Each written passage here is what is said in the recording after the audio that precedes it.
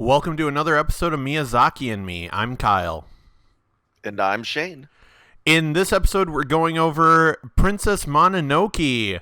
And as a little special treat for this episode, we're actually going to splice in a couple little mini interviews that I did with a few people to just kind of add some variety. And I'll just be splicing those in between between segments, and you'll know when those little breaks happen. So yeah, you'll be able to tell by the fact that they're not us talking.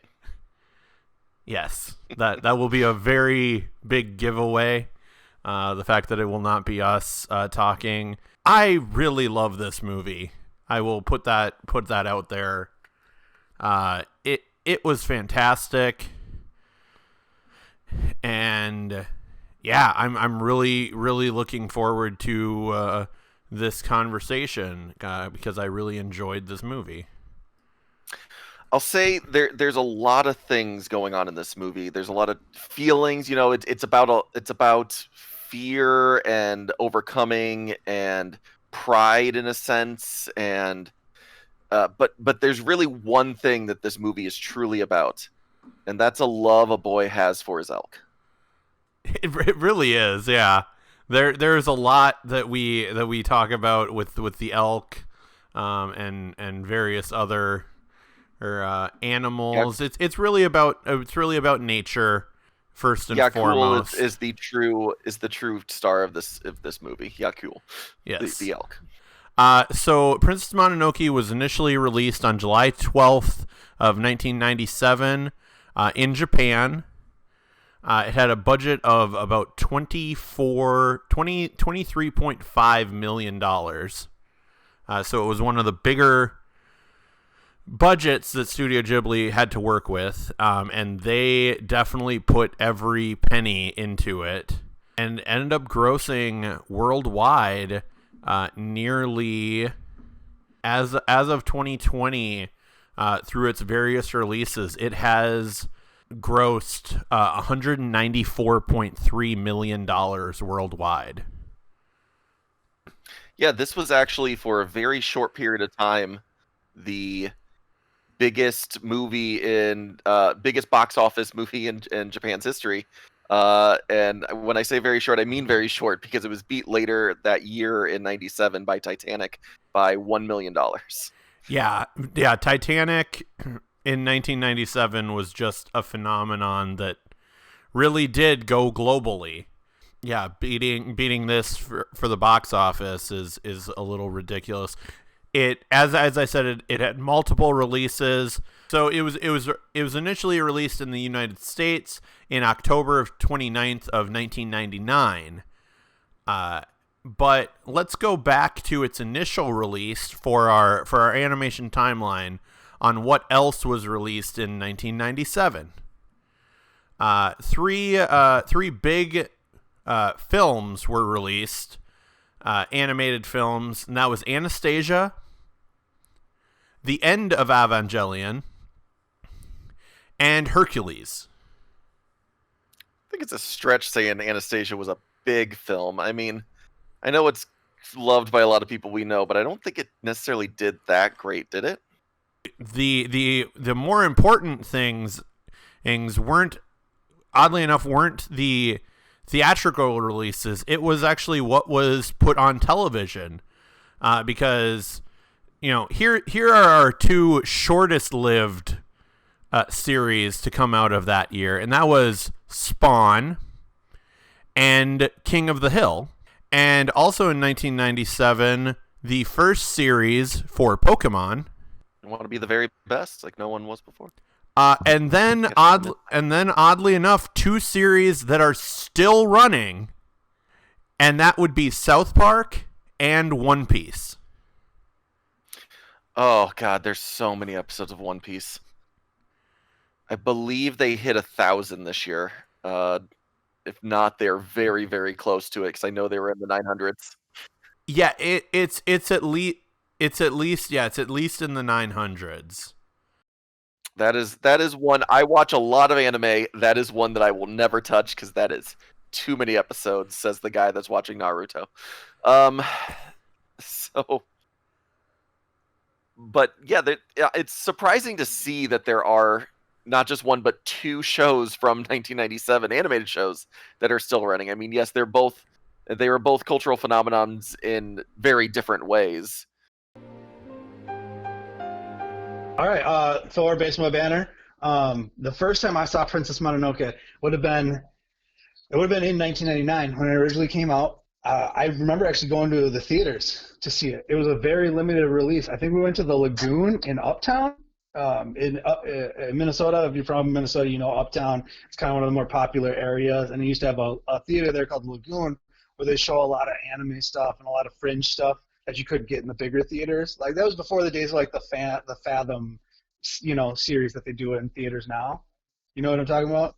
Yeah, like those, like when they do Dragon Ball and stuff nowadays. But I just remember, I mean, I'll be honest, like it was the '90s, so obviously when the first time I saw it, there were psychedelics involved, and it's, I mean, visually one of the most stunning things I still remember. And I've seen a lot of things visually on psychedelics, but this one, even what 20 some years later, stands out to me. There's so many parts. There's just so many parts of that movie, but just the way nature, like when nature starts to kind of revolt, you know what I mean, and you start to see some of those, like some of the monsters that the animals are turning into, or like that they become. You know what I mean? Like the boar that's covered in, it's not blood, but it's like covered in something that like that boar beast. Yeah, the parasite things. Yeah, that's some of the stuff that even today I can see visually in my mind, and some of the battles and stuff like that. It's just that movie. It's something that I think even just talking about it makes me want to rewatch it. So the release in America for Mononoke is kind of interesting because originally they wanted Tarantino to do it, and he actually recommended the person who helped translate it and adapt it for the American audience, which is Neil Gaiman. And the reason why he recommended Neil Gaiman was that his mother was a big fan of Neil Gaiman, Tarantino's mother. But yeah, let's get into Princess Mononoke itself. Obviously directed by Hayao Miyazaki, written by Hayao Miyazaki. He actually initially did some of the sketches for Princess Mononoke back in the 1980s, actually. Yeah, the original story, the original draft actually was late 70s. Yep, and it's really changed a lot around the time. There's been a lot of different iterations of what he wanted to do with this. At one point, he had her being married off to a demon. There was a point where it was Princess Mononoke would be a samurai's daughter, and there'd be a magical cat from the mountains. And with that one, actually, some of the original drafts for Mononoke ended up becoming different things because one of the sketches that he used from that ended up becoming more and more Totoro-esque, and he ended up liking that for more of a children's theme. Yep.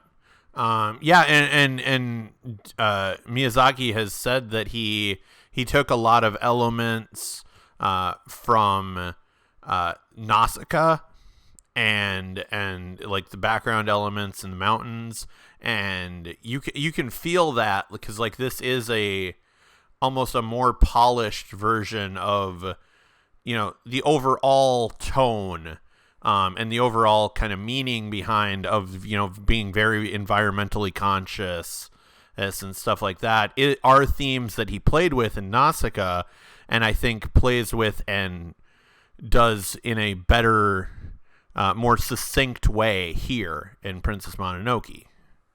I very much agree with that. I was going to bring up the point that this felt like a more complete version of what Nausicaa was trying.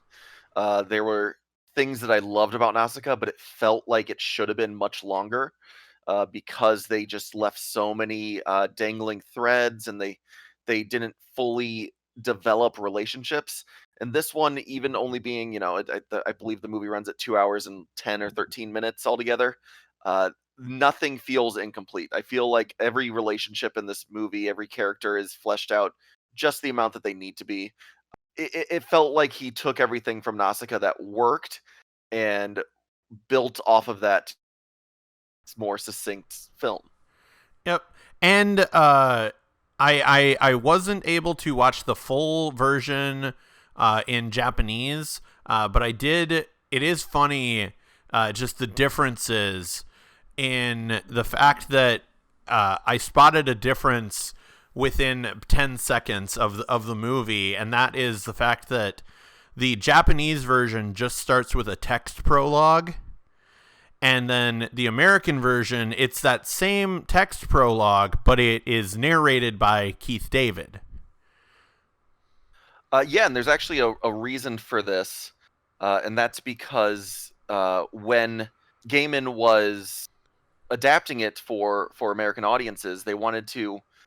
There's a lot of things that are going to be very obvious for Japanese audiences in this, where because it's from their culture, it's stories that they've heard, and it's not going to be the same for the English audience. They wanted an explanation to be had for certain things, and so a lot of the adjustments that Gaiman made were just to explain really certain things that might seem obvious to in Japan, but not to Americans. Although he did state that when it came, he did change a lot of things to make it more to make us understand it a little bit better, including when he had to cut off his hair as he left the village. How that's a big thing in Japan.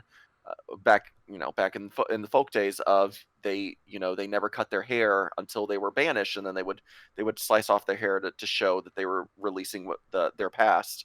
So they explained that in here. He did point out that he was not the one that chose to change the word sake to wine, and he felt that it was ridiculous, and he was very upset that they did that. Oh, really? That was I didn't even notice that change, but it makes sense. It's like, yeah, why, like, people, Western audiences should know what sake is. Like, it shouldn't be that big of a difference.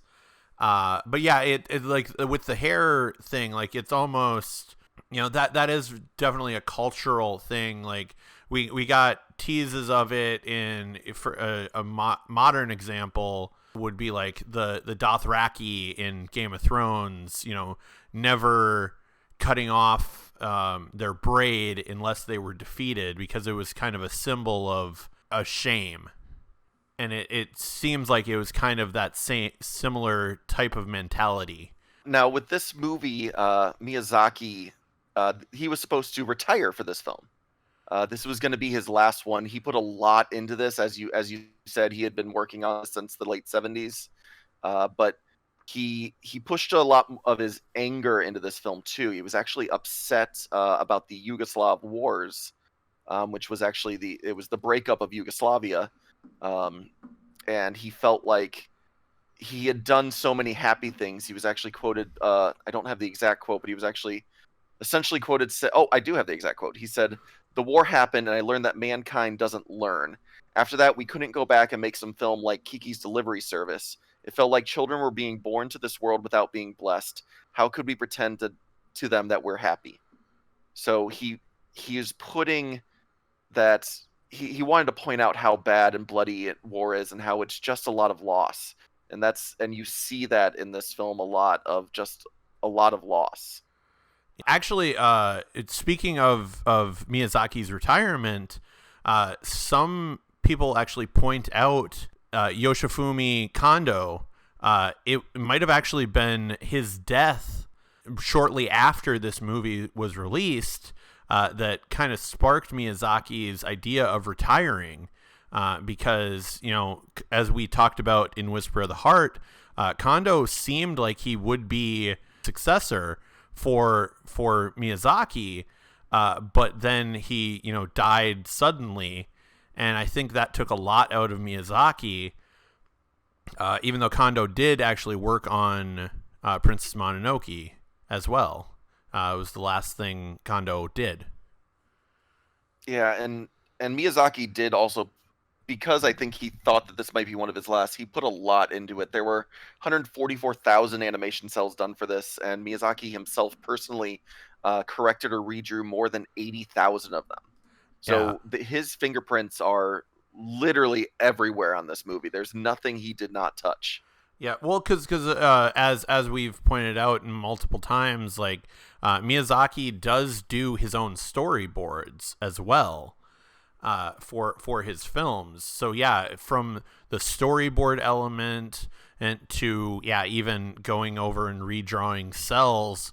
And you pointed out before we were recording this that this was one of the last films to go fully on the plastic animation cells before everything kind of got drawn into digitally. Yeah, and this movie actually there is a bit of digital animation in it, which is the way they use it is really cool because it looks so slimy. It's the demon tentacles is the demon animation is the digital animation, and it just looks so different from everything else and so slimy, so otherworldly that it's just used. It's just so well used. Yeah, and I liked that in the fact that in a lot of other things, my biggest example, because I'm a big DC animation fan, and the DC animated films and TV shows would always end up doing their like vehicles in 3D. And it was always so jarring because it was like, well, this is something that should be in the same world, but it has such a different look. Whereas this, it made sense to do, like you said, the demon tentacles as 3D because it was so otherworldly that it doesn't throw you off because it feels like it should look differently. Yeah, the disconnect from the world actually adds to the unnatural the demon, how it's not supposed to be there. So it adds to the feel. It doesn't disconnect you from it. It just makes them disconnected from the movie, but not you, in a way. Yep. I don't know if I'm saying that right, but yeah, and speaking of the demon tentacles, we are there's a film term called in media res, like when you're thrown right into the middle of a scene. And that is kind of what we get. Like we get this short, prologue that is only a few sentences, but then we're immediately, these children, coming back and saying, it's like, hey, we've got to get back to town before, something's coming. And it's like, wait, what's coming?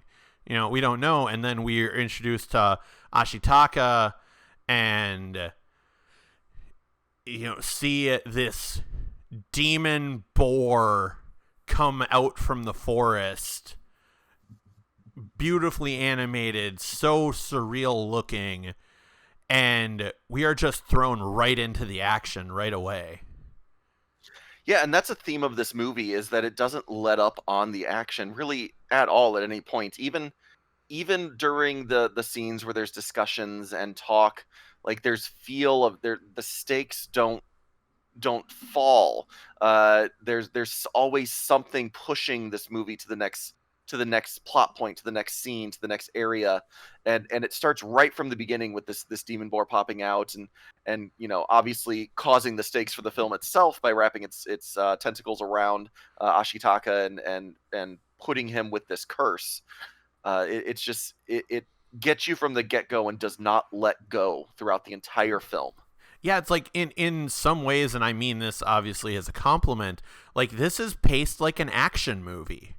Where you get these big set pieces of, this action scene, with the boar, but then you get a little bit of a lull in talking about, Ashitaka meeting with the elders of the village and, finding out that he's cursed and has to go on this search because they said people to the west are more violent and we need you with your peaceful, untainted eyes to approach this in a good vision to figure out where this curse came from. Yep, and as he moves his way out west, he also finds out that this curse, whenever they don't say this out loud in the movie, but whenever he seems to be angry or upset or something that affects him in a way that could push him towards rage, towards anger, gets strength from the curse, and it makes him more powerful. But even by using his bow and against people attacking a village, he straight up takes off their heads and off. And the first thing he does is take both arms off of a guy with a sword raise. Like the power that this curse gives him, it's my what I portrayed from it was that it's a sense of kind of the symbiote kind of feel of like, we're giving you this power, but we want to push you to the dark side because of the use of it, and so it's this whole thing of Ashitaka, when he needs the power, it's there, but having to fight against, just using it for the obvious way of, what if I just kill them and that will bring peace, and he fights against that throughout the whole movie, which is kind of cool. But seeing that power he gets from that curse is really, really cool. Like, you don't expect a curse to give you additional power. Yeah, and yeah, it almost feels like it ends up being this very strong but naturally violent type of symbiote, like you said. Whereas, like, it seemed, because even other than the full-on bullseye shot, early on, every shot that he was doing before he's cursed isn't really a kill shot, except for that one, and that definitely was a last resort. Like, I can't do anything else. Like, I have to go for the kill here. Whereas then immediately once he gets cursed, anytime he uses that hand, that thing is going straight for the kill. Like, in a kill in the most violent way possible. Like you said, taking out the arm, like taking off the arms of the one scout, and full on and shooting off the head of the other. And the violence in this movie is big. I mean, it's such a departure from even other violent Studio Ghibli films. Nausicaa would be a good one to point out with that did have violence. I mean, there is blood that you see. One of the first things you see when he gets to the West is a samurai literally cutting the arm off of a villager. Like, it's there.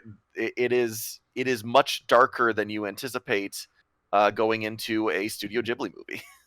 Yeah, and like we talked about early on of some movies not knowing the tone that they would have, and this movie definitely sets its tone early on and keeps with it. And it's like, no, this is not a children's movie, whatsoever. This is violent. Like, this will be, a little scary for some. Hold on. Basically, I mean, our introduction to one of the main characters is the first time we really see her, and that is San, sucking out the blood and the poison, and her entire face covered in blood, and just staring at Ashitaka from across the stream. Hi, this is Connor, back again. For me, Princess Mononoke is special because it's the first Studio Ghibli film I saw. I really didn't grow up with them, but then in high school, my cousins introduced me to it and said, you got to watch this movie. And I'm like, okay, I'll give it a shot. And I just immediately fell in love with it. And, it's that kind of cliche that, the first one you see is your favorite forever. And that's kind of true. It's still my favorite to some degree. I think it's this amazing, beautiful epic that it can appeal. It can appeal to children, obviously, but it also can appeal, I think, to any great film fan. I think it deserves to be seen as like a masterpiece of, epic cinema. It should be the Lawrence Arabia of animation. It's this great, amazing, powerful epic that's very specific to Japanese culture and belief and history, but also extremely universal in this amazing, fun, exciting, thrilling adventure.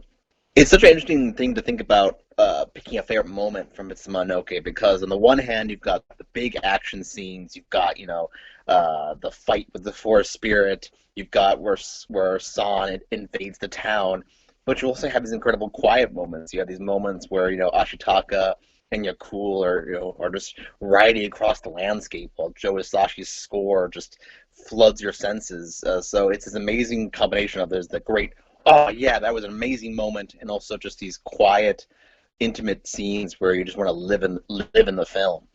And also you have some comedy bits too that are great, and also every time the Kudamas, the little forest spirits, show up for you is the best thing in the world. So I just love it, and I hope everyone has seen it, obviously. But if you haven't seen it, you gotta watch it.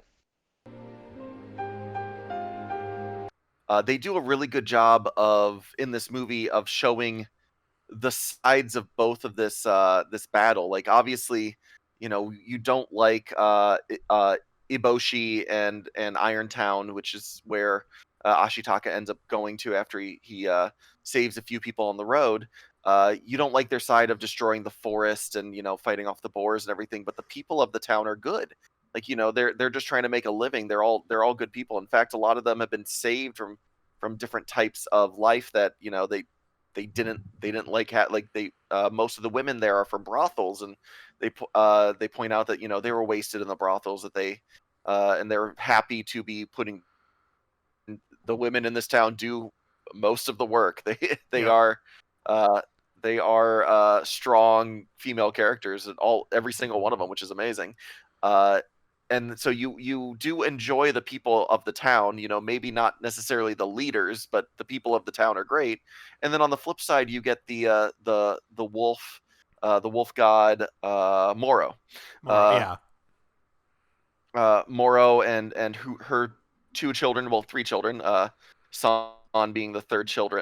San in Japanese is three, and how they're trying to protect their land and keep the forest whole and keep everything thriving with life, and replant the trees, and you see both of these sides, and you just go, they're both really, like, they're both necessarily fighting for good, and you get Ashitaku kind of threading that line of saying, like, let's live in peace, while both sides are essentially yelling at him every time he speaks to them and saying, no, we have to kill them.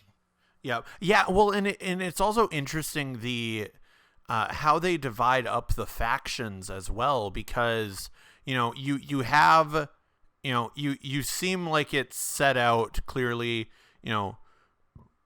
Moru and the wolf tribe against Eboshi and the citizens of Irontown. But then you find out, like, oh, the boar tribe is also kind of at a little bit odds with the wolf tribe. The gorillas are completely off on their own and are causing trouble for everyone.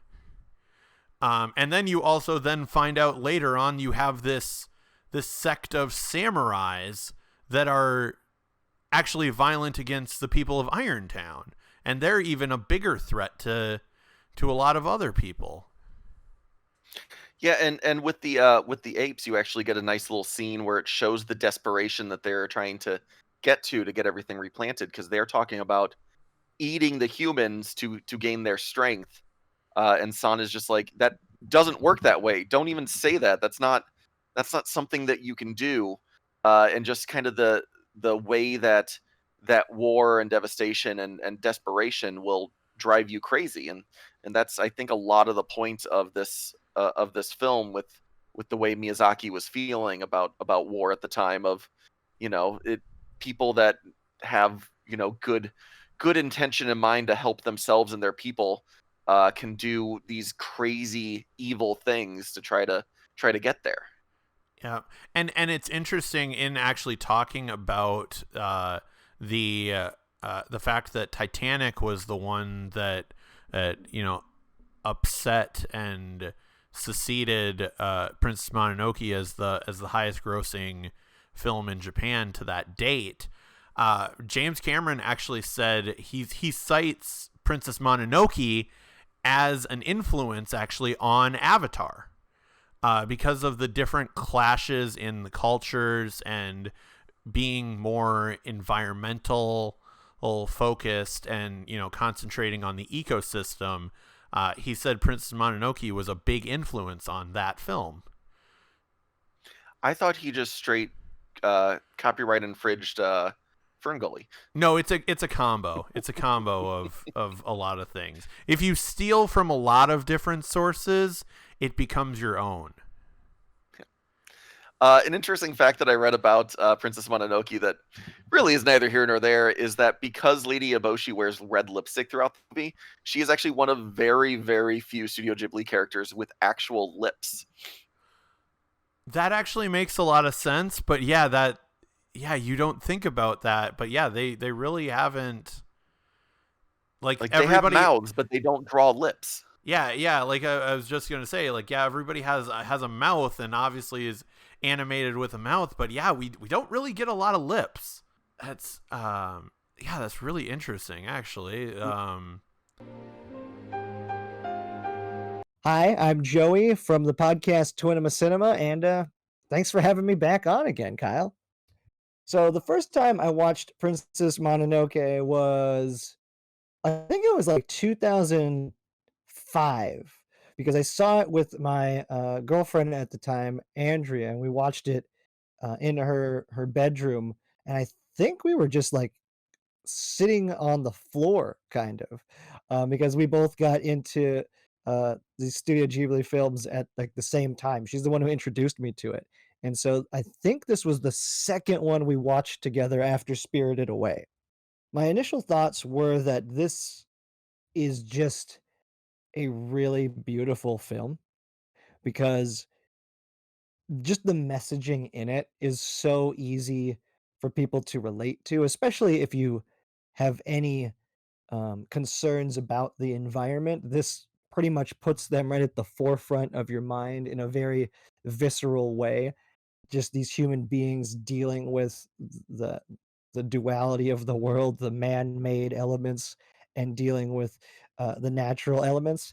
And man, it's a striking movie, and I've never seen the Japanese language original, but the voice cast in the English dub is just superb. And man, it's intense. It's an intense movie. I think that's the thing about it. Even though there's like elements of child abuse in Spirited Away, I don't think it quite emotionally impacted me as much as Princess Mononoke did.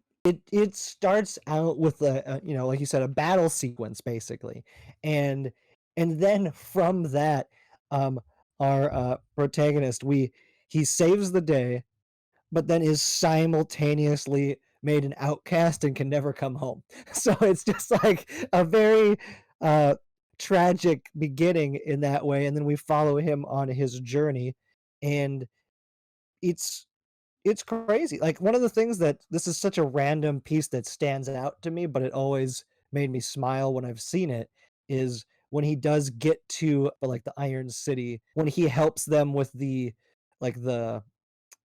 what are those things called? But, like, where they're the air, that moving the air through the system, and, like, they're all pressing on it together, and then he steps in for a moment because he's super strong, and he just does all the work for them, and it's just, like, such a chill little moment, but it just gets me because he's so powerful in this moment, but he also actually really respects the work that they're doing. He's impressed by their work ethic. And in a lot of movies, that kind of a scene could go the other way, where someone who is so strong just pulls like a Gaston type move where he's just a dick about it, but instead he's immediately like, wow, this is pretty hard for me. That's such a cool moment that's always stood out to me from the movie. I don't know why. I think maybe it's just the visuals of that situation, that kind of a real human moment, and also just like the camaraderie of the workers. It's a really cool introduction into that world. So yeah, one of the scenes actually Joey pointed out when I was talking to him. He pointed out like one of the things, and in talking about the villagers of Irontown, one of his favorite scenes actually he said was the scene with the bellows. As Ashitaka's in there and realizing like how hard these ladies actually work in to construct everything. Yep, and when he takes over for them and starts doing it he does it stronger than them, but the first thing they say is oh yeah, you're not going to last doing it like that. Essentially saying like, yeah, we could probably do it like that, but we have 4-day shifts. We're not going to be able to uphold that for 4 days. Yeah, and I wonder how much of this is the translation. I like all the little you almost get the reverse of the women of the town are almost catcalling Ashitaka at some points. Because like, oh, you're the first attractive man we've seen in a really long time. Like, look at our husbands. They're all terrible looking. You're really pretty. Yeah. I like the I bet you're attractive, and then he pulls off the mask. They go, you're not attractive. You're gorgeous. And Yeah. It's just like, yeah, no, that's a fun little. Yep. Yeah, it's a fun variation of it. And we also have Lady Eboshi is using lepers to make the guns for her villagers. Yeah, she points out that they've been shunned. Most of the people in the town that she runs here has been shunned by the normal society, and they're kind of living on the outskirts, kind of make it for themselves. And they for sure did make it for themselves, because their whole reason why the emperor and the samurai are attacking them is because they took this land that they couldn't do anything with, and suddenly it's profitable. But she has the lepers in a house by her own home, and saying like, yeah, even the people in town don't really come up here, and the lepers are all very happy that they have someone that's treating them like humans. Yeah, well, and then we even see later in the movie, like, kind of some of the lepers do end up going around, like, to the rest of the town, and the women of the town treat them, just like, especially because they're all fighting, against and for, or this to keep the town safe. They realize, like, no, we're banding together. Like, we don't care about these differences. We are putting in everything that we have together to fight for what is ours. I really, so one of the first scenes that we really see San, and just how completely, like, she was raised in the forest and definitely has almost a little extra power, to her. And the fact, like, as she's basically trying to assassinate Lady Eboshi in Irontown is a really thrilling scene, as she's, running on top of the rooftops, trying to get away from everybody. And then we get this fun, like, sword fight between the two of them. And this is actually when, like, Ashitaka, we find out just how incredibly powerful that his arm is that's cursed, because he ends up breaking up the fight and pushing, and, like, San gets knocked out. He takes San and pushes open this gate that even the guards at the gate are like, you can't move that. It takes 10 men to move that. And then he does it by himself. There's also a little bit of foreshadowing here that I enjoy, that you don't really realize until later on, if on a rewatch. But as he's separating San and Lady Eboshi, Lady Eboshi says she's tired of his cursed right arm, and then shouts, "Let me just cut the damn thing off." And then later in the film, spoiler alert, she loses her right arm. She loses her right arm, yeah. And also at this point in time, this is a major plot point. Ashitaka gets shot. Yeah, and it doesn't. Yeah, he does get shot, and it's kind of a cool little scene because you can tell the people of the village don't really want to shoot him, and it's almost by accident that she does fire the gun at him, but then it doesn't slow him down. He pretty much doesn't react and just keeps moving because he has his purpose. He wants to save her. He wants to save San and get out of there, and that's when he gets to the door, and he doesn't really get any kickback from the people of the village. They it's one of those where you see that they are good people. Like they don't want to hurt him. He saves some of them, and they just kind of let him go. Yeah, and yeah, he point we didn't point this out earlier. Like he saved a couple of them when Lady Eboshi didn't. Like Lady Eboshi just, oh, these guys fell. Well, the dead are dead. Let's keep going. Let's get back home. And he ends up saving two of the people and bringing them back, which is how he originally gets to Irontown. But yeah, in being shot, Ashitaka then, finally gets San to safety, but then passes out, and really violent because the wolves finally show up because they're out of Irontown. So there's this scene that Ashitaka's riding in back, San in front. Ashitaka falls off our great elk friend, completely just hits his head on these rocks, and it's like, okay, that probably would have broken his neck. And then if that didn't break his neck, the fact that one of the wolves just comes up there and full on grabs his head and just shakes it in his mouth, or in their mouth, like, it was like, whoa, what's going on here? Yeah, there's a lot of violence in this, and it's pretty abrupt. You don't really expect it because at this point you expect them to kind of accept him in some way.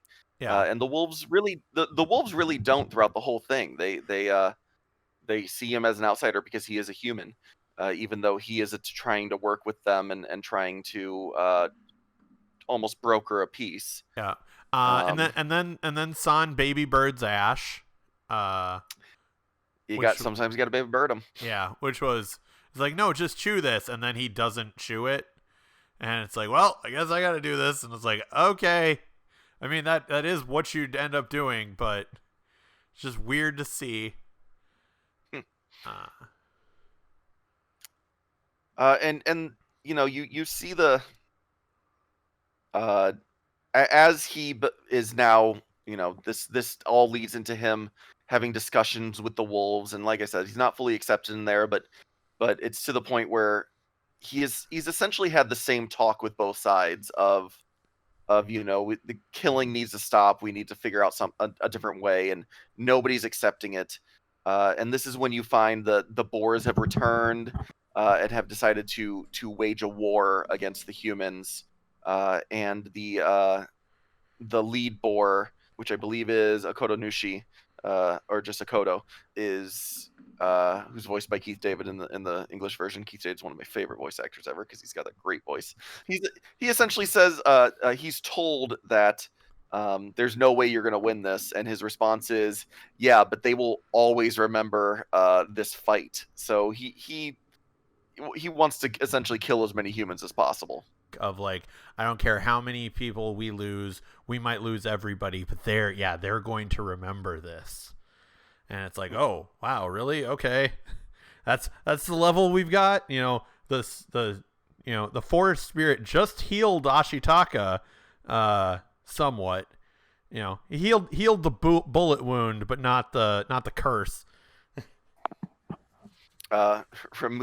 Removed the cause, but not the symptom. Yes. Here we go. Rocky Horror, baby. Yep. This all leads to a giant fight, to a giant battle. Yeah, it was really interesting because literally as I was recording with Joey for our little interviews, I had to pause right at about 40 minutes left, right when the fight scenes are about to start. And it's like, okay, because I told him, I was like, I gotta either do this right now or we're gonna record in an hour, because I'm not stopping, in this portion of this movie. And yeah, because we have the samurais all invading the Irontown army, fighting the samurais in open combat, basically. Them not realizing that the boars and the wolves are both going to attack. But then Jiho, who we haven't talked about at all, voiced in the American version by Billy Bob Thornton, who's kind of at first I thought he was going to be this lovable little kind of like goofball side character, and then it turns out it's like, no, he's hunting and is going to, try to kill and behead the forest spirit. Yeah, throughout the entire movie, there's this side plot that he is really leading, where essentially you find out that he has a written permission from the Emperor to behead the forest spirits and bring the head back to the Emperor. And it is one of those things that it's sort of, you see it in a few scenes and it's pushed a little bit here, pushed a little bit there, and at the end it's really the crux for the giant's final battle is essentially that the Emperor, one, wants this town and two, wants his head. So it's used to this greed is essentially used to attack all fronts. It's used to attack the village, and it's used to attack the gods and the creatures of the forest, all at once, and tricking really everyone at the same time, all in the name of greed. Yeah, and it's crazy because we in this point kind of Ashitaka kind of almost embraces the fact that his one arm is incredibly violent during this fight, because he starts getting shot at with arrows and just snatches the arrows out of the air and then decapitates somebody. The crux for that, he was happy fleeing and getting away and not harmed, but the moment Yakul gets hit with an arrow is when he's just like, nah, brah, nah, I love this elk. I am defending him.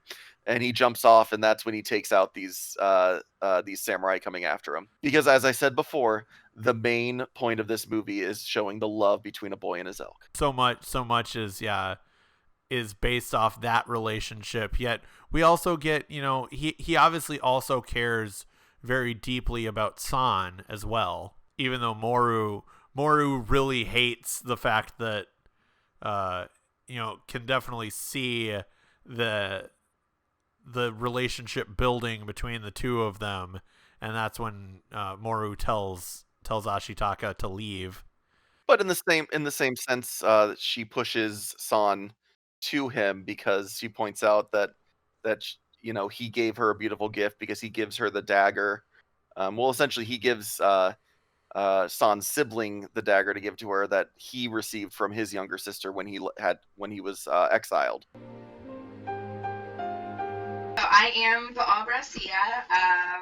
I do clown torsion pre-pandemic and sometimes online post-pandemic. I have loved Miyazaki. Let's see. My uncle introduced me to Miyazaki when I was like, oh gosh, I don't know, like 4 or 5. And it was like a huge thing we did together. He was really into comics. He loved a bunch of different animes, and like he introduced me to like the world of comics and like Marvel, and he also introduced me to Miyazaki. And I think Spirited Away and Princess Mononoke were some of the first two. I think it was Princess Mononoke and then Spirited Away were the first two that he introduced us to. So that's kind of interesting. So Princess Mononoke, actually, like, the ending is kind of like, I sometimes even, it's one of those movies and one of those moments where it just really feels deeply. And the ending where it's like he they've solved a lot of their problems, and it's kind of a happy-ish ending where, you know, like the forest and the people are like gonna try and work together and restart, even though everything's burned, like everything burned, so everyone has to start over. But like the something that they don't talk about in the movie as like these two, you know, who are in love are now separated. Also, he never gets to go home, and like I just think about that at the end of the movie, like that ending scene where like he's looking out and she's looking back, and then I'm like, I think about like his people who like he never gets to go home to, and I don't know, that moment for me is always just like, ugh, my heart. I love that film. I think like the artistry, and there's a lot of like, I like watching it both subbed and dubbed. I like both ways. Because one, you know, one you can watch a little more casually, not reading along. But I think it's a lot of the word choice and a lot of the like. There's like very little moments that he animates, and it's like these like silent moments of motion throughout the film that are just so beautiful. Like the way like her earrings jingle and like looks up, and then like the blood on her face, and like there's just like these moments that just like evoke like so much throughout that entire movie that I just like. That's a very like Miyazaki thing that he does really well. But yeah, I mean, this movie's just really good. Like we're kind of gushing over all of these moments and little character beats, and I love the fact that, you know, we can do that over this film. Yeah, it's just the great mix of beautiful animation, wonderful story, fantastic fight scenes, fantastical world, just and I mean the forest god themselves and the different forms that they take is just it's breathtaking. It's stunning. It's like this is it's a great film. It's everything that I wish Nausicaa was and more. Yeah. And I And think then yeah, like we said, the relationship between the two, like at the first time that you see the Nightwalker, like it has almost a similar, you know, visual style to those, you know, those five, you know, gods, you know, the earth movers, you know, in Nausicaa. yeah, very much so. They There's a lot of imagery and feel that was used in Nausicaa that is, you know, finalized in this. I would also say that it has very much a Zelda feel for a lot of it. In fact, I would say that Zelda probably stole a lot of their things from this.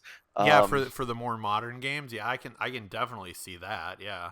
yep, especially Breath of the Wild. I think took some of the look and feel of not just of Ashitaka in the character design of Link, but also there's little things called Karoks all over in Breath of the Wild, and there are little forest sprites all over in this movie as well that are very similar looks, and the way that they move is also very similar.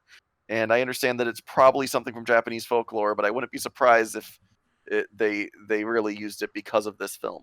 Yeah, yeah, and that's like also one of the things you can really see um going forward is like the influence that you almost don't even realize, like it's just, you know, it's so ingrained and like in a creator that you don't even realize that you're taking elements from that, but it ends up doing that of like no, that was just, oh, I didn't even think about it, you know, the fact that it is so similar, I just, you know, kind of in my subconscious was thinking of, you know, Princess Mononoke when I was designing this thing, kind of Oh, element very much there. so. I mean, the greatest compliment is borrowing from other films and other forms of media. I mean, it's not necessarily stealing or you know ripping off a character. It's just gets so ingrained in your head that you know you create something that is more of an own. than a ripoff, and that's the best ones do it that way. That they are homages, not ripoffs of other things. It happens in all forms of media. You hear it in comedy a lot, where there's similar jokes from different comedians, and it has nothing to do with them stealing the joke, but with the fact that that they're trying to build off of something else that someone has built.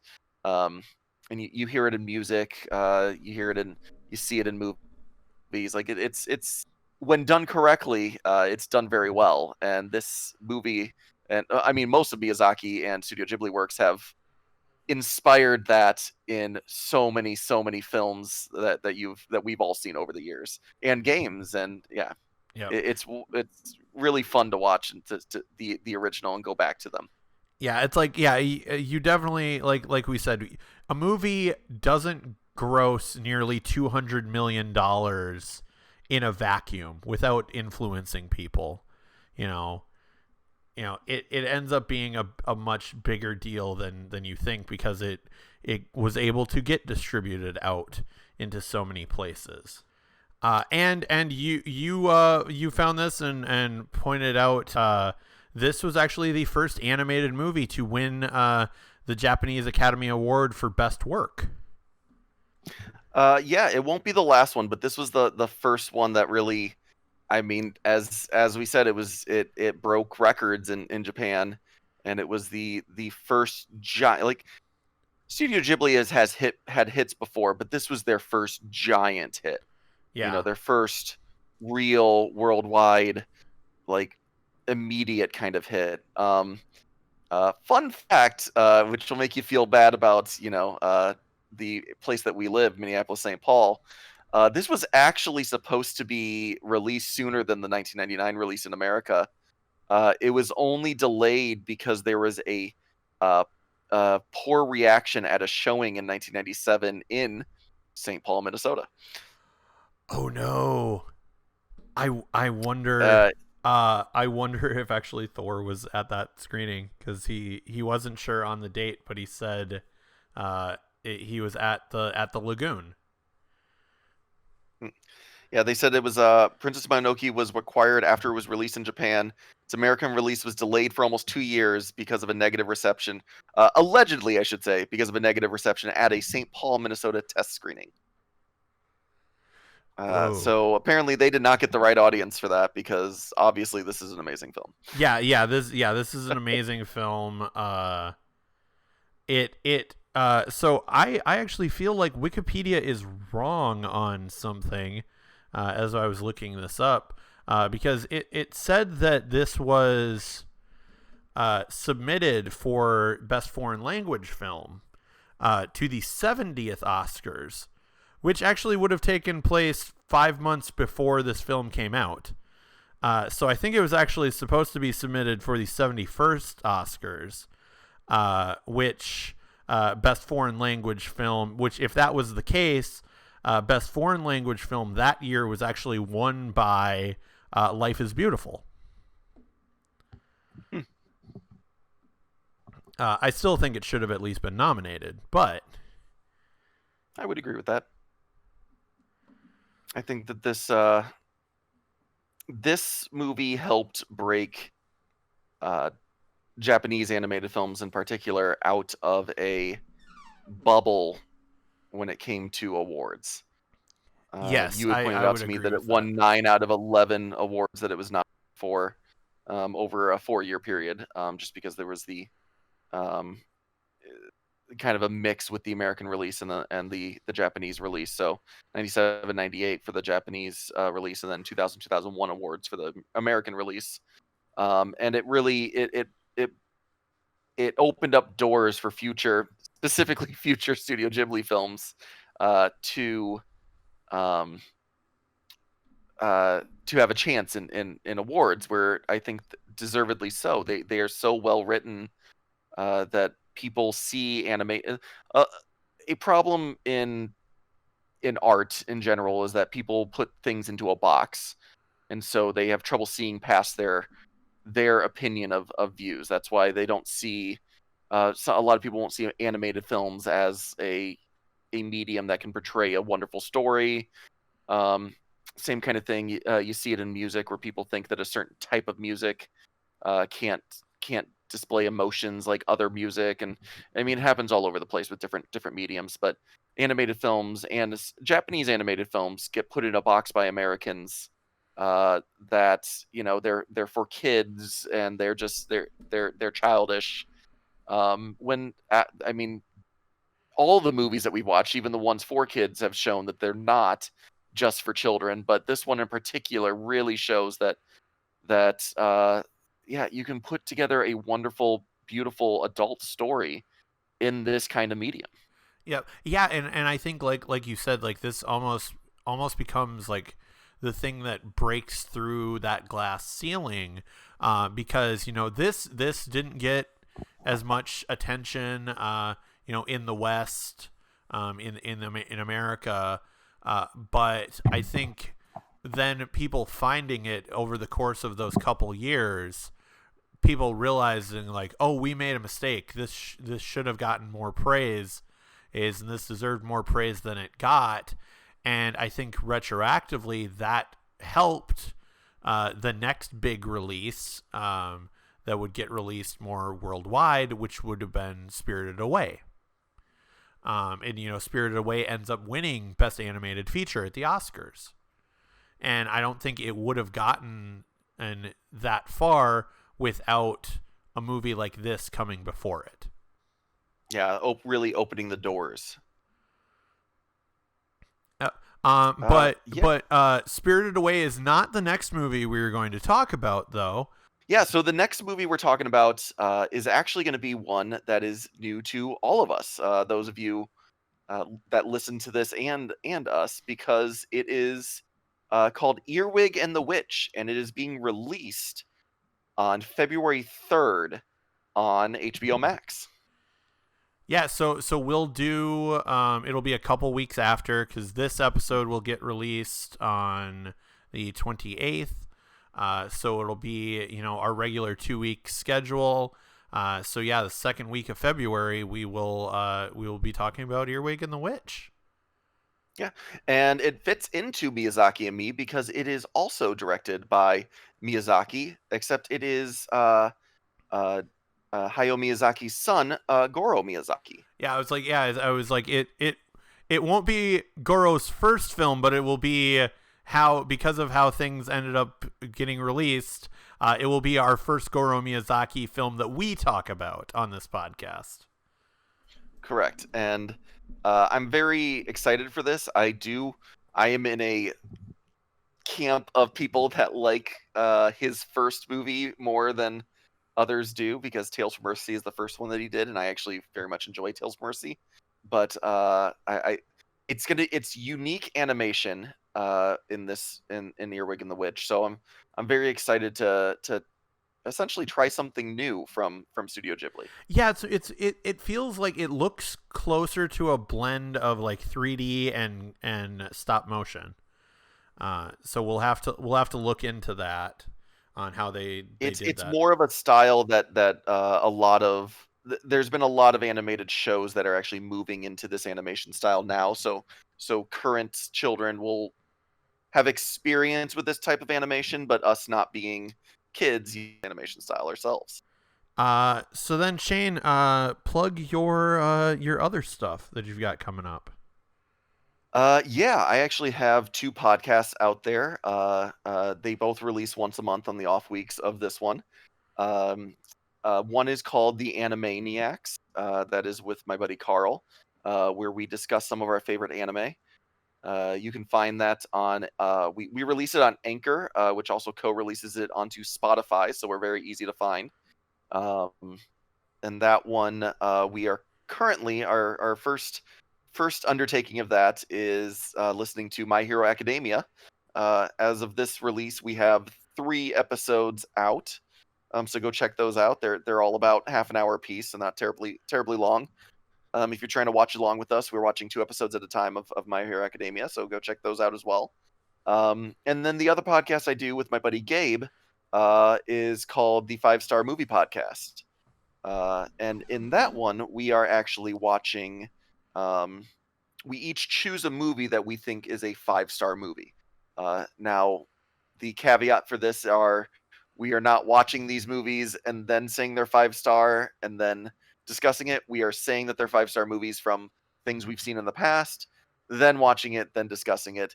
Some of the movies only one of us have seen because we're not discussing, we're not basing it off of combined rankings. We each have our own 5 stars, and through and trying to see where we each stand on these. The interesting part of this format is some of these films are from